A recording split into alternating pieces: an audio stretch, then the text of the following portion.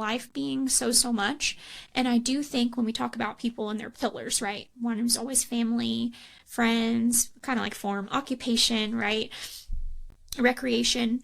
But when we think about everybody's pillars, when a pillar like work goes down, when your family's already down, generally speaking, people don't make it out of that mentally easy. It takes a lot of work. And sometimes that work is checking yourself in somewhere and doing the work of healing. So I just relate really hard to, we all have our own journeys. We all have different things that we have to deal with, right? And sometimes we have no idea. And I had no idea, right? That all the details about you.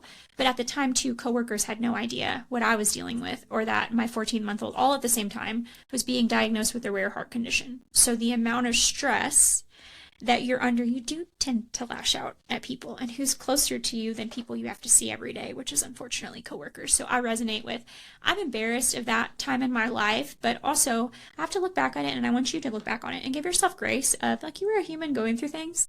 Because if you were to look at somebody, if you were to look at a complete stranger, if you were to see, let's say Matt, we'll use the other Matt as an example. If you were to see yourself in him, you would give him so much more grace than you would give little Matt. And that's just human nature. And I would give him, and I would give any of our female coworkers, I would give Yasi so much more grace than I give myself. So I think that, like, duality is important, right? We can have the accountability of maybe what we did wrong, or what we would have done better. And also, like, maybe just remember, like, we're still a human being, and we're all going to make mistakes. And it's okay to fail forward and make that bold move anyway, after we still, quote unquote, make a mistake or don't say the right thing to the right person. You know, like, life's redeemable. We're all redeemable. Yeah, that's a good point. Man, I feel like you have much better questions than I do. I'm reading off your cheat sheet. Oh.